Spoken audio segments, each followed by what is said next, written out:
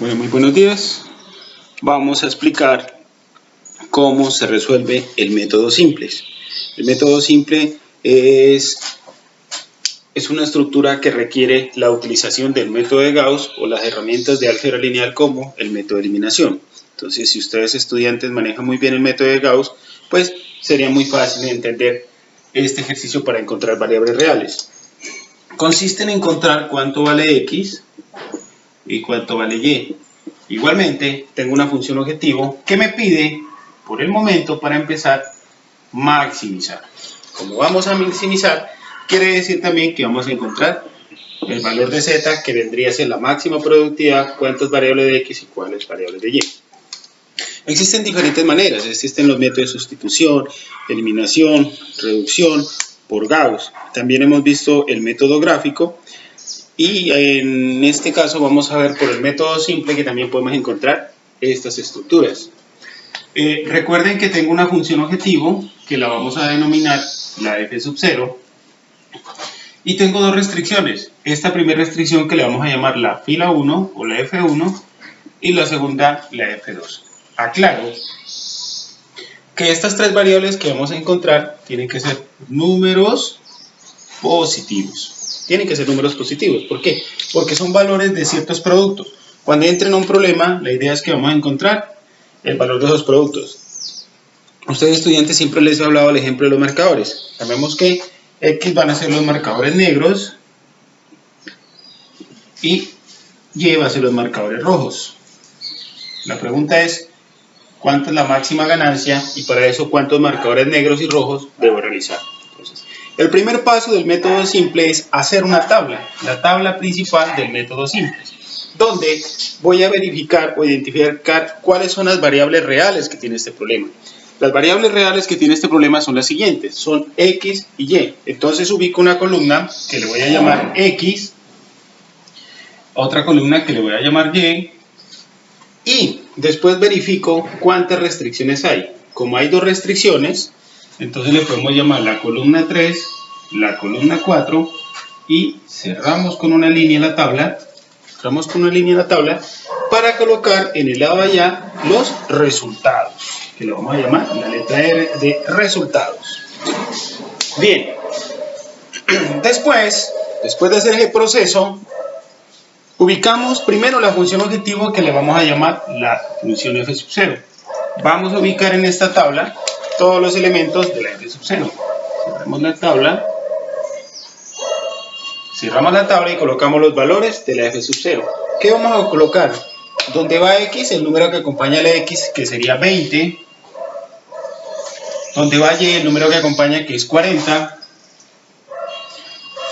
Como lo demás son variables imaginarias, simplemente colocamos los ceros porque la función objetivo no tiene más números. Pues colocamos un 0, otro 0. Y esta es la pregunta, ¿cuánto es el valor de Z? Como no la conozco, le vamos a colocar, si quiere le ponemos el signo de interrogación. Hay otros libros que le ponen maximizar porque es lo que me identifica qué es lo que voy a hacer. O sea, no tengo un número. Bien. Posteriormente ubicamos la fila 1, que vendría a ser la primera restricción, que es esta, en la segunda restricción. Entonces, en la fila 1 vamos a ubicar a la X acompaña el número 1. En la Y ubicamos el número 3. Y aquí es un tema nuevo. A partir de este momento empiezo a identificar la matriz de identidad. La matriz de identidad son los unos intercalados, que pueden ser, que obligatoriamente son matrices cuadráticas, que son aquellas cuyos lados de filas y columnas tienen que ser el mismo. Como tengo dos restricciones, tendría que realizar esta matriz de identidad, un sistema 2×2, dos filas, dos columnas. Entonces, para empezar, ubico el número 1 acá, el 0 por acá, y posteriormente ubico el número que no tiene variable, que sería el número 9. De esa manera hemos ubicado la fila número 1. Ubicamos la fila número 2 y reemplazamos la restricción. Donde va la X va el número 2, donde va la Y va el número 1. Muy bien. Ahora, como ya reemplazamos esta matriz de identidad, esta fila de la matriz de identidad, ahora tendría que colocar el 1 en el otro lado, es decir, acá. Y por último, ubico el número independiente o el que no tiene variable. De esa manera podemos darnos cuenta que hemos cumplido con los requerimientos de este tema, que es hacer una matriz identidad, ¿sí?, de acuerdo al número de restricciones. ¿Y cómo me doy cuenta cuántas columnas van? Contando las restricciones. Ubico los términos o los variables reales de la función objetivo, que en este caso son dos variables, x y luego cuento cuántas restricciones, como son 2. Si el ejercicio tuviera 3 restricciones reales, entonces tocaría hacer 3 columnas reales y contar cuántas restricciones. De esa manera es como se hace la tabla principal del método simple. Bueno, para continuar, el siguiente paso es colocar cuál es la columna pivote. Para poder identificar lo que es una columna pivote, nos indica que los números que acompañan en la función objetivo, es decir, los dos números 20 y 40, se le debe cambiar el signo. Es decir, que si son positivos, yo le voy a colocar negativos.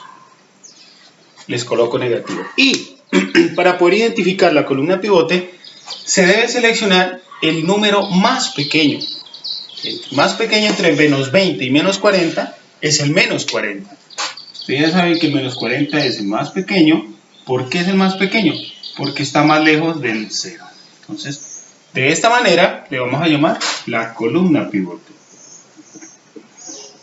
La columna pivote, que sale de identificar de los números de la función objetivo, es decir, de la f sub 0, el más pequeño. De esa manera ubicamos la columna pivote. El siguiente paso es buscar la fila pivote.